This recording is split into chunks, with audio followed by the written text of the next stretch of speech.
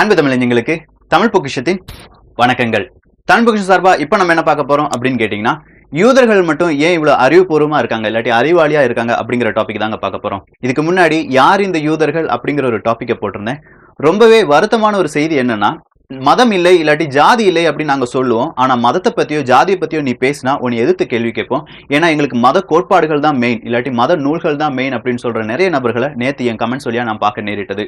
ஒவ்வொருத்தவங்களும் ஒவ்வொரு மதம் சார்ந்தவர்கள் தான். ஆனா இந்த ஆன்மீகம் இல்லாட்டி உண்மையான மதம் என்ன போதிக்கிறது அப்படின்னு கேட்டீங்கன்னா, நாம வேற யாருக்குமே கெட்டது செய்யாம மற்ற உயிர்களுக்கு நல்லது செஞ்சு இரக்கம் நம்மிடையே எப்போதும் இருக்க வேண்டும், அந்த இரக்கத்திலிருந்து மாறுபட்டு விடக்கூடாது, பொய் சொல்லக்கூடாது. இதுதான் எல்லா மத நூல்களும் சொல்லிக் கொடுக்கின்றன. அது மனிதர்களாக இருக்கட்டும், எறும்பாக இருக்கட்டும், இரண்டுக்கும் வாழ்க்கை ஒன்றுதான். இரண்டையும் ஒரே போல நீங்க நடத்த வேண்டும் அப்படின்னு தான் சொல்லிக் கொடுக்குறாங்க. ஒவ்வொரு மத கிரந்தங்களையும் வச்சுட்டு நான் இதை தான் வாசிப்பேன், இது மட்டும் தான் எனக்கு ஐதீகம், இல்லாட்டி இது மட்டும் தான் சொல்லிக் கொடுக்கறதா நான் நம்புவேன் அப்படின்னு சொன்னா இதே எஜுகேஷன் சிஸ்டத்தை தான் நீங்க ஃபாலோ பண்ணிட்டு வரீங்க. புக்ல என்ன இருக்கோ அதையே நம்பிட்டு இருக்கீங்க. நம்ம இந்தியாவை பொறுத்த வரைக்கும் இப்படித்தான் நம்மள அடிமையா மாத்தி வச்சுட்டாங்க அப்படின்னு சொல்லலாம். ஒரு புக்கை தாண்டி இல்லாட்டி இந்த வரலாறை தாண்டி அதுல உண்மைத்தன்மை எவ்வளவு இருக்கு அப்படின்னு நம்ம ஆலோசிக்கிறதே கிடையாது. எல்லாமே உண்மை அப்படின்னு நம்பிட்டு இருக்கோம். ஹிந்துவா இருக்கட்டும், கிறிஸ்டியானிட்டியா இருக்கட்டும், இல்லாட்டி யூதர்களா இருக்கட்டும், யாரா இருக்கட்டும், முஸ்லீமா இருக்கட்டும், யாரா இருக்கட்டும், அது பிரச்சனையே கிடையாது. இப்ப நான் ஹிந்து தான், ஹிந்துட்ட சொல்றேன் நீ மகாபாரத்தை நம்பிதான் ஆகணும்னா நான் நம்ப மாட்டேன். அதுல என்ன கதைகள் இருக்கு அப்படிங்கிறதுல என் பிரச்சனை. அதுல என்ன சொல்லியிருக்காங்க அதை மட்டும் தான் நான் எடுத்துக்கிறேன். இதே மாதிரி என்ன சொல்லியிருக்காங்க அப்படிங்கறத மட்டும் தான் நம்ம எடுத்துக்கணுமே தவிர, இந்த இடத்துல இதெல்லாம் இருக்கப்பா, வரலாறுல இதெல்லாம் சொல்லல, இல்லாட்டி வரலாறுல இதெல்லாம் கண்டுபிடிக்கப்படல அப்படின்னு சொன்னா உங்க கோபம் நியாயமானதா அப்படின்னு கேட்டா கண்டிப்பா நியாயமானது இல்ல. நிறைய பேர் வரலாறு இருக்கு, இல்ல நீ சொல்றது பொய் அப்படின்னு சொல்றீங்க, அதுக்கு ப்ரூஃப் ஏதாவது இருக்கு அப்படின்னு கேட்டா அதுவும் இல்லங்கிறீங்க. ஓவராலா நான் கிறிஸ்டியானிட்டிக்கு எதிர், இல்லாட்டி முஸ்லிம்ஸ்க்கு எதிர், ஹிந்துக்கு எதிர் கிடையாதுங்க. ஒவ்வொன்றையும் நம்ம தனிப்பட்ட இல்லாட்டி வேறுபட்ட ஒரு கண்ணோட்டத்தில் பார்க்க வேண்டும். வரலாறு என்பது முற்றிலுமாக மாறுபட்டு கொண்டே இருக்கிறது அப்படிங்கறத உணர்ந்து கொள்றதுக்காக மட்டும்தான் எப்பவுமே நம்ம ஆன்மீகத்தை தேடி போயிட்டு இருக்கோம். இந்த ஆன்மீகம் அப்படிங்கிறது மதத்தையும் தாண்டி உள்ள ஒரு ஸ்டேஜ் அப்படின்னு சொல்லலாம். இந்த ஆன்மீகத்தில் இந்த மதம் என்பதற்கு எந்த ஒரு பிரயோஜனமும் இல்லை என்பதை புரிந்து கொள்ளுங்கள். எது எப்படியோ யூதர்கள் எப்படி அறிவாளியா இருக்காங்க அதுதான் நம்முடைய கேள்வி. அந்த பாயிண்ட்டுக்கு வரலாம். இந்த கேள்வியை நிறைய பேர் சொல்லி இல்லாட்டி நிறைய பேர் நீங்க கேட்டா கூட இந்த அளவுக்கு டீடைல்ஸா எக்ஸ்பிளனேஷன் கிடைச்சிருக்கும் அப்படின்னு தெரியல. ஒரு பிளாக்ல இருந்து வாசிக்கப்பட்ட ஒரு கருத்து தான். இந்த கருத்தை அவர் எழுதுறதுக்கு 8 வருஷம் பிடிச்சிச்சு. ஏன் அப்படின்னு கேட்டீங்கன்னா, அவர் யூதர் கூட இருந்து அவங்களுடைய வாழ்க்கை நெறிகள் எப்படி இருந்தது அப்படிங்கறத பார்த்து நமக்கு இதை எழுதியிருக்காரு. இவர் என்ன சொல்றாரு அப்படின்னு கேட்டீங்கன்னா, தொழில்நுட்பம், இசை, விஞ்ஞானம் இப்படி எதை எடுத்துட்டாலும் அதுல 70% அப்படிங்கிறவங்க கண்டிப்பா யூதர்களா தான் இருப்பாங்க. ஆனா மொத்தத்துல இந்த வேர்ல்டு லெவல்ல பாப்புலேஷன் பார்த்தா அவங்க 15% கூட இல்ல. அப்படி இருக்கிற எப்படி 70% ஆஃப் இவ்வளவு பெரிய இடத்துல இல்லாட்டி ஹையர் ஆபீஷியல்ல இருப்பாங்க அப்படின்னு கேட்டீங்கன்னா, அவங்களுடைய மூளை அப்படின்னு சொல்லலாம். இந்த மூளையை அவங்க தூண்டுவதற்காக அவங்க எதுவுமே செய்யறது கிடையாது, இல்லாட்டி குழந்தைகள் எதுவுமே செய்யறது கிடையாது.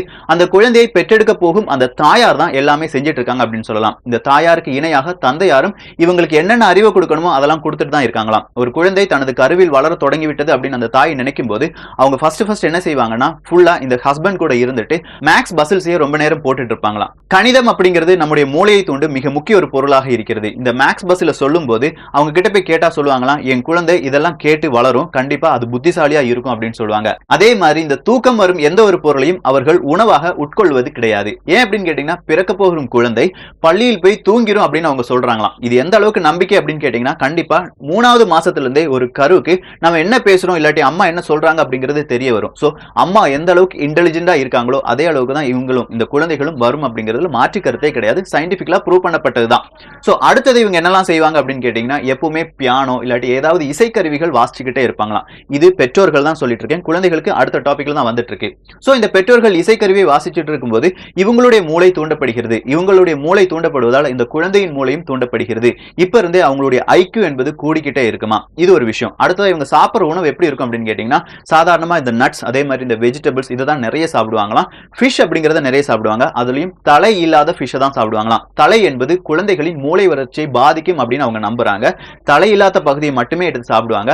அப்படி சாப்பிடும்போது இறைச்சியை சேர்த்துக்கிடுவாங்களா அப்படின்னு கேட்டா கண்டிப்பா கிடையாது. அவங்க இறைச்சியும் மீனையும் ஒரே நேரத்தில் சாப்பிடுவதால் எந்தவித பயனும் இல்லை அப்படிங்கிறதுல கண்ணும் கருத்துமா இருக்காங்க. சோ இறைச்சி அப்படிங்கறத அவாய்ட் பண்றாங்க. அந்த ஃபிஷ் அப்படிங்கிறதுல அந்த ஃபிளஷ் இல்லாட்டி அந்த சதைப்பகுதி மட்டும் தான் கூடுதலா சாப்பிடுவாங்க.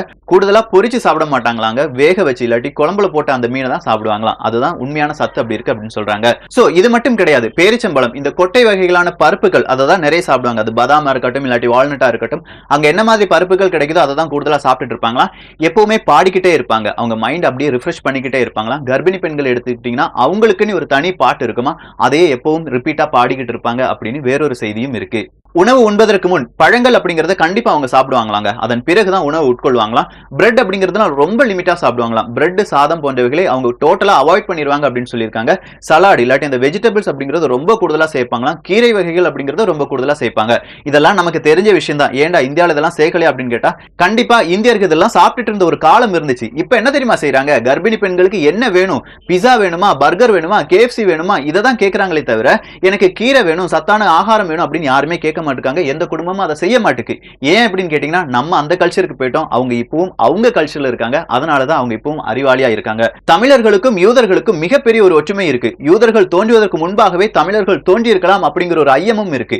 இது எந்த அளவுக்கு உண்மை அப்படிங்கறத நம்ம அடுத்த போஸ்ட்ல பார்க்கலாம். ஆனா இப்போ அவங்கள பொறுத்த வரைக்கும் இல்லாட்டி தமிழர்களை பொறுத்த வரைக்கும் நம்ம கல்ச்சர்ல இருந்து ரொம்பவே டிஃபரெண்ட் ஆயிட்டு இருக்கும். அதனாலதான் நம்முடைய இயல்பு தன்மையை நாம் இழந்து கொண்டு வருகிறோம் அப்படின்னு சொல்லலாம். சோ இவ்வளவு நேரம் பார்த்தது தாயின் சிறப்பு. அடுத்தது தந்தையின் சிறப்பு என்ன அப்படின்னு கேட்டா, தந்தை இல்லாட்டி தாய் இவங்க இரண்டு பேருமே புகை என்பது பிடிக்க மாட்டாங்க. இஸ்ரேல்ல புகை பிடிப்பது அப்படிங்கிறது மரண தண்டனை இல்லாட்டி ஆயுள் தண்டனைக்கு ஈக்குவலான ஒரு குற்றம் அப்படின்னு சொல்லலாம். ஏன் அப்படின்னு கேட்டீங்கன்னா, இந்த புகைப்பிடிப்பதால் இந்த நிக்கோட்டின் அப்படிங்கிறது நம்ம DNA போய் அடுத்த தலைமுறையின் அறிவாற்றலை பாதிக்கும் அப்படிங்கறத அவங்க நம்புறாங்க. அப்படி நம்புறதுனால மட்டும்தான் அவங்க புகைப்பிடிக்க மாட்டாங்களாம். ஆனா நம்ம இந்தியால எப்பவுமே பாருங்க எல்லாருமே புகைப்பிடிச்சிட்டு இருக்காங்க. இது வேற ஒரு விஷயத்தை என்ன தெரியுமா சொல்லணும், உள்ளதிலே இல்லாட்டி இந்த உலகத்திலே மிகப்பெரிய ஒரு சிகரெட் கம்பெனி அப்படிங்கிறது ஒரு யூதருக்கு தான். அவர் நினைச்சா இந்த உலகத்துல இருக்கிற எல்லாரையும் முட்டாளாக்கலாம் அப்படிங்கறத நீங்க நல்லா புரிஞ்சுக்கோங்க. இதுல இருந்து வேற ஒரு விஷயம் என்ன தெரிஞ்சுக்கணும் அப்படின்னு கேட்டீங்கன்னா, சிங்கப்பூர்லயும் இதே மாதிரி புகைப்பிடிப்பது என்பது தடை செய்யப்பட்டுள்ளது. அங்க ஒரு சிகரெட் பாக்கெட்டின் விலை என்பது தோராயமா இந்திய மதிப்பின்படி ஒரு 500 இருந்து 600 ரூபாய் இருக்குங்க. ஆனா இந்தியால 40 இருந்து 30 ரூபாய்க்கு கூட நமக்கு சிகரெட் பாக்கெட் கிடைக்குது. இந்தோனேஷியாலும் இதே நிலைமை தான். 30-40 ரூபாய்க்கு நமக்கு சிகரெட் கிடைக்கும். அந்த அளவுக்கு தான் மனிதர்களின் மூளையும் மாறிக்கொண்டிருக்கிறது. சோ சிங்கப்பூர்ல இருக்கிறவங்களுக்கு நல்லாவே புரியுது இந்த யூதர்கள் எப்படி அறிவாளியா இருக்காங்க அப்படிங்கறத அவங்க ஸ்டடி பண்ணி, நாமளும் சிகரெட் குடிக்க கூடாது, இவ்வளவு விலையை வச்சுட்டோம்னா யாருமே வாங்க மாட்டாங்க அப்படிங்கறதுல அவங்க கண்ணும் கருத்துமா இருக்காங்க. ஆனா நம்ம ஆட்கள் நாம எதுக்கு குடிக்கிறோம் அப்படின்னு தெரியாமயே இந்த சிகரெட்டை ஒரு செகண்டுக்கு ஒரு தடவை ஊதி தள்ளிட்டு இருக்காங்க அப்படின்னு சொல்லலாம். இதை கேட்கிற நிறைய ஆண்கள், இந்த பழக்கம் உங்களுக்கு இருந்துச்சுன்னா கண்டிப்பா நீங்க இல்ல இதனால பாதிக்கப்படுறது, உங்களுடைய குழந்தைகளும் உங்களுடைய பேர குழந்தைகளும் தான் பாதிக்க போகுது அப்படிங்கிற உண்மையான ஒரு விஷயத்தை புரிஞ்சுக்கோங்க. இதனாலதான் யூதர்கள் புகைப்பிடிப்பது இல்லை அப்படின்னு சொல்லியிருக்காங்க. இதே மாதிரி யூதர்கள் அப்படிங்கிறவங்க கட்டாயமா இல்லாட்டி இந்த இஸ்ரேல்ல இருக்கிறவங்க கட்டாயமா 2 வருடம் ஆர்மியில இருக்கணும் அப்படின்னு வேறொரு நியூஸ் நான் கேள்விப்பட்டேன். அப்படி ஆர்மியில இருந்து இவங்க வெளியில வரும்போது இந்த ஆர்மிக்கு அந்த ஃப்ரஸ்ட்ரேஷன் எல்லாம் தீர்க்கறதுக்கு இந்தியால வருவாங்களாம். இந்தியால வந்து கொஞ்சம் பேர் புகைப்பிடிச்சிட்டு மறுபடியும் இஸ்ரேலுக்கு போவாங்க அப்படின்னு சொல்லியிருக்காங்க. இது எந்த அளவுக்கு உண்மை அப்படின்னு கேட்டீங்கன்னா, நீங்க கோவால இருக்கிறதெல்லாம் இல்லாட்டி கோவா பீச்சுக்கெல்லாம் போய் பார்த்தா தெரியும். அங்க நிறைய பேர் புகைப்பிடிச்சிட்டு இருப்பாங்க. அதுல கூடுதலும் யூதர்கள் தான் இருப்பாங்க. இந்த புகைப்பிடித்தல் அவங்களுடைய வாழ்க்கையில் கடைசியாக பிடிக்கும் புகையாக இருக்கும் என்கிறார்கள். ஏன் அப்படின்னு கேட்டீங்கன்னா, இதோடு எல்லாமே வெறுத்துறணும். நம்ம ஆர்மியில இருந்து வெளியில வந்தாச்சு, வெளியில வந்து இனிமே நம்ம உண்மையான வாழ்க்கையை வாழ போகிறோம் அப்படின்னு சொல்றாங்க. சோ டோட்டலா அவங்க எப்பவுமே இந்த அடுத்த கட்டம் இல்லாட்டி நம்முடைய எதிர்காலம் எப்படி இருக்க வேண்டும் அப்படிங்கிறதுல கண்ணும் கருத்துமா இருக்காங்க. தந்தையை பார்த்தாச்சு, தாயை பார்த்தாச்சு. அடுத்ததா குழந்தைகள். குழந்தைகளை பொறுத்த வரைக்கும் இவங்களும் சாப்பிடுறதுக்கு முன்னாடி பழங்கள் சாப்பிடுறாங்க. அதே மாதிரி மீன் எண்ணெய் வகையான நிறைய விஷயங்களை சேர்க்கிறாங்க. மீன் அப்படிங்கறது கூடுதலா சேர்க்கிறாங்க. பிரெட் அப்படிங்கறது ரொம்பவே கம்மி பண்ணிடுறாங்க. எப்பவுமே இவங்களுக்கு எந்தெந்த ஆக்டிவிட்டிஸ் கூடுதலா இருக்கு அப்படின்னு கேட்டீங்கன்னா, இசை கருவிகளை வாசிக்கும் தன்மை அதிகமாக இருக்கு. அந்த பேரண்ட்ஸ் அப்படிங்கிறவங்க இவங்களை ஏதாவது ஒரு இசை கல்லூரியில் சேர்த்து விடுகிறார்கள். இசை என்பது மட்டும்தான் நம்முடைய பிள்ளைகளின் மூளையை தூண்டும் மிகப்பெரிய ஒரு பவர் அப்படின்னு சொல்லலாம்.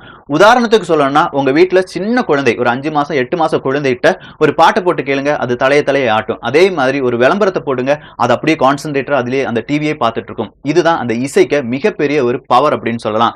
அடுத்ததா இந்த குழந்தைகளுக்கு என்ன மாதிரி ஆயுத பயிற்சி கொடுக்கப்படுகிறது அப்படின்னு கேட்டீங்கன்னா, வில் வித்தையும் துப்பாக்கி சுடுதலும். இந்த இரண்டும் மனதையும் உடலையும் ஒரு சேர இணைத்து அவங்களுடைய வாழ்க்கையில் கடினமான நேரங்களில் கூட துல்லியமான இலக்கு என்ன அப்படிங்கறத தேர்ந்தெடுத்திருக்கு. மிகவும் பயனுள்ள ஒரு செயல் அப்படின்னு சொல்லலாம். இந்த குழந்தைகளை பொறுத்த வரைக்கும் 6ஆம் கிளாஸ் வர கண்டிப்பா இவங்க வணிக கணிதவியல் அப்படிங்கறத படிச்சே ஆகணும். நம்ம இதுல கொமர்ஸ் அப்படின்னு சொல்றோம்ல, இதே மாதிரி அவங்க வணிகம் இல்லாட்டி இந்த பிசினஸ் சம்பந்தமா கணிதத்தை படித்தே ஆக வேண்டும்.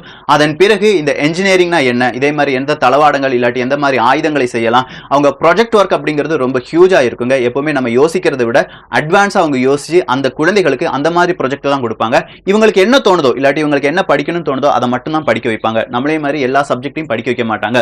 இப்படித்தான் ஒரு காலத்துல நம்ம தமிழ்நாடும் இல்லாட்டி இந்தியாவும் இருந்துச்சு. அதை மாத்திட்டு தான் பிரிட்டிஷ் அப்படிங்கிற அரசாங்கம் இல்லாட்டி நம்மளை அடிமைப்படுத்த நினைத்த பல நபர்களும் சொல்லலாம். ஆரியர்களாகட்டும் இல்லாட்டி அந்த பிரிட்டிஷ் ஆகட்டும் நம்முடைய அந்த எஜுகேஷன் சிஸ்டத்தையே டோட்டலா மாத்தி நம்மள டேமேஜ் பண்ணி நம்முடைய உடம்பையும் நம்முடைய மனதையும் ஒரு சேர சிதைத்து விட்டார்கள் அப்படின்னு சொல்லலாம். போர் தளவாடங்கள், மருத்துவம், தொழில்நுட்பம் இந்த மூன்றிலையும் மட்டுமே இவங்க கான்சன்ட்ரேஷன் அப்படிங்கிறது இருக்கும். அவங்களுடைய எந்த கல்லூரி எடுத்துக்கிட்டாலும் இந்த மூன்றுக்கும் முன்னுரிமை கொடுப்பாங்க.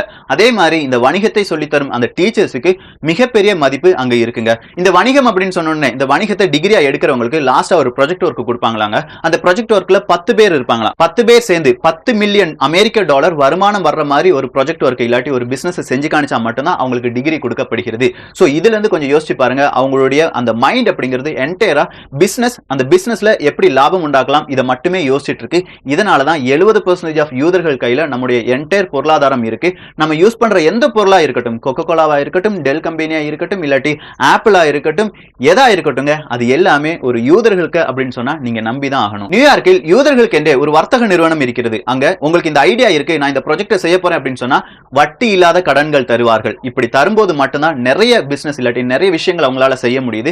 ஏன் அப்படின்னு கேட்டீங்கன்னா, என்கிட்ட அறிவு இருக்குப்பா, நான் அந்த அறிவை யூஸ் பண்றதுக்காக எனக்கு பணம் இல்ல, அந்த பணத்தை நீ தாரியா அப்படின்னு கேட்டா அவன் பணத்தை தருவான், உன் அறிவை யூஸ் பண்ணிக்கிடுவான், உன்னை பெரிய ஆளா வளர்த்தி விடுவான். ஆனா தமிழ்நாட்டுல நீ என்ன கண்டுபிடிச்சாலும் வேஸ்ட், மக்கு, அதை வேற எவனோ கண்டுபிடிச்சிருப்பா அப்படின்னு சொல்லி நம்முடைய அறிவை என்ன செய்யறாங்க, எல்லாருமே அப்படி மக்கப் பண்ணி நீ ஒண்ணுக்கே ஆக மாட்ட, நீ வேலைக்கு தான் போவ, அடுத்தவன்ட்டு நீ மேனேஜராவோ இல்லாட்டி சாதாரண ஸ்டாஃபாவோ தான் இருக்க முடியுமே தவிர உன்னால முதலாளியா ஆக முடியாது அப்படிங்கிற ஒரு தோரணை நம் முன்னே ஏற்படுத்தப்படுகிறது. இதனாலதான் இங்க படிச்சுட்டு போனவெல்லாம் அமெரிக்காலயோ இல்லாட்டி லண்டன்லயோ போய் எவனுக்கோ கீழே ஒர்க் பண்றானே தவிர இவன் முதலாளியா வரமாட்டுக்கான். இந்த ஒரு பெரிய பிரச்சனை அப்படிங்கிறது இந்த யூதர்களுக்கு இல்லவே இல்லைங்க. அவங்களுக்கு ஃப்ரீயா டொனேட் பண்றதுக்கு இல்லாட்டி வட்டியில்லா கடன் தர்றதுக்கு ஆட்கள் இருக்காங்க. அதே மாதிரி டாக்டர்ஸை பொறுத்த வரைக்கும் இல்லாட்டி யூதர்களின் டாக்டர்களை பொறுத்த வரைக்கும் அவங்களுக்கு இந்த நிறுவனம் அப்படிங்கிறது ஹாஸ்பிட்டல் அமைச்சு அவங்க 3 வருடம் வருமானம் வர்ற வரைக்கும் வெயிட் பண்ணிட்டு இருப்பாங்களாம். அதன் பிறகுதான் அந்த கடனை திருப்பி வாங்குவாங்க அப்படின்னு வேறொரு செய்தியும் இருக்கு. சோ கடைசியா ஒண்ணு பாத்துடலாங்க. இந்த யூதர்கள் பிரார்த்தனை செய்யும் போது தலையை அசைச்சு அசைச்சு பிரார்த்தனை செய்வாங்க. ஏன் அப்படின்னு கேட்டீங்கன்னா, இந்த மாதிரி நேரத்துல மூளை என்பது எப்போதுமே தூண்டப்பட்டு அதுல ரத்த ஓட்டம் என்பது சீராக இருக்கும் அப்படின்னு அவங்க நம்புறாங்க. இதனால அவங்க செய்யற இல்லாட்டி அவங்க பாக்குற எல்லா விதத்திலையும் அவங்களால கான்சென்ட்ரேட் பண்ண முடியும் அப்படின்னு நினைக்கிறாங்க. நம்ம தமிழர்கள்ட்ட மிகப்பெரிய ஒரு சம்பவம் இருந்துச்சு, இந்த தோப்பு கர்ணம் அப்படிங்கிறது. அதை இப்ப ஜப்பான் ஸ்கூல்ல செஞ்சிட்டு இருக்காங்க. நாம மறந்துட்டோம் அப்படின்னு சொல்லலாம். இந்த அளவுக்கு நம்முடைய தன்மை என்பதை நாம் இழந்து கொண்டு வருகிறோம் அப்படிங்கறத மறுபடியும் நினைவுபடுத்திக்கோங்க. எப்பவுமே ஒரு வரலாறை பார்க்கும்போது அந்த வரலாறுல தமிழர்கள் இருந்தாங்களா அப்படின்னு யோசிக்கிறத விட தமிழர்களிடம் இருந்த வரலாறு எப்படி பறிக்கப்பட்டது அப்படிங்கறத நம்ம யோசிக்கணும். இந்த மாதிரி நம்ம யோசிக்க தொடங்கிட்டோம்னா கண்டிப்பா நமக்கு இருக்கிற பவர் என்ன, நம்மளால என்ன செய்ய முடியாது அப்படிங்கிற ஒரு எண்ணம் நமக்குள்ளே வரும். அடுத்த பதிவு என்பது கண்டிப்பா எனக்கு தெரியும். அடுத்த பதிவு இல்லாட்டி தமிழ் பொக்கிஷத்துல இருந்து அடுத்தது என்ன வரப்போகுது அப்படின்னு கேட்டா கண்டிப்பா இதுவும் நிறைய பிரச்சனை உண்டாக்குற ஒரு பதிவு தான். பிராமணர்களும் யூதர்களும் அப்படிங்கிற டாபிக்ல தான் பேச போறேன். நிறைய பேர் இதுக்கு எதிர்ப்பு தெரிவிக்க இப்பவே ரெடியா இருப்பீங்க அப்படின்னு தோணும். ஆனா எனக்கு ஒரே ஒரு விஷயத்த சொல்லணும்னா, நான் சொல்ல போறது எல்லாமே வரலாறு இல்லாட்டி ஹிஸ்டரி இல்லாட்டி நம்ம தெரிஞ்சுக்கிட வேண்டிய விஷயம். எதையுமே மதம் சார்ந்தோ இனம் சார்ந்தோ ஜாதி சார்ந்தோ நான் சொல்லவே இல்லை, அவங்களை எதிர்க்கவும் இல்லை. நீங்க செய்யற இல்லாட்டி நீங்க போற்றுற மதம் என்பது உண்மையிலேயே புனிதமானதுதான், அதுல எந்த ஒரு டவுட்டும் கிடையாதுங்க. நான் பைபிளை குறை சொல்லல. பைபிள் இருக்கிற சில காரியங்கள் யூதர்களின் வரலாற்றை பின்பற்றி இருந்ததால் அதை சொல்ல வேண்டிய கட்டாயத்தில் இருந்தேன். அதே மாதிரி முஸ்லீம்களை நான் டார்கெட் பண்ணவே இல்லை. ஆனா நிறைய முஸ்லீம் நண்பர்கள் வந்து எனக்கு எதிர்ப்பு தெரிவிச்சிருந்தாங்க. ஏன் அப்படிங்கிறது எனக்கு தெரியல. ஒரு இறை கோட்பாடு அப்படிங்கறத சொல்லியிருந்தேன், அதனாலயோ என்னவோ நிறைய பேர் என்னை எதிர்த்தே பேசியிருந்தாங்க. எனிவே இதெல்லாம் தாண்டி இதுக்கு பின்னாடி இருக்கிற உண்மைகள் எப்படி இருக்கு இல்லாட்டி எவ்வளவு இருக்கு அப்படின்னு ஒவ்வொரு நபரும் ஆராய்ச்சி செய்ய தொடங்கிட்டோம்னா உண்மையிலேயே இந்த உலகத்துல அமைதி என்பது நிலவுங்க. மதம் வைத்தோ ஜாதி வைத்தோ நம்மை பிரிக்க முடியாது. அது வரைக்கும் நாம் பிரிந்துதான் கிடப்போம், ஒவ்வொரு குழுக்களாக மாறி இருப்போம் என்று சொன்னால் அதில் மிக இல்ல. இதை பற்றிய உங்களது கருத்துக்களும் இங்கே வரவேற்கப்படுகின்றன. எல்லோரும் தமிழ் பொக்கிஷத்தில் இணைந்திருங்கள். தமிழ் பொக்கிஷம் சேனலை சப்ஸ்கிரைப் செய்யாத தோழர்கள் தோழிகள் தயவுசெய்து சப்ஸ்கிரைப் பண்ணிக்கோங்க. நல்லதை பகிர்ந்து நல்ல சமுதாயத்தை உருவாக்குவோம். நன்றி, வணக்கம்.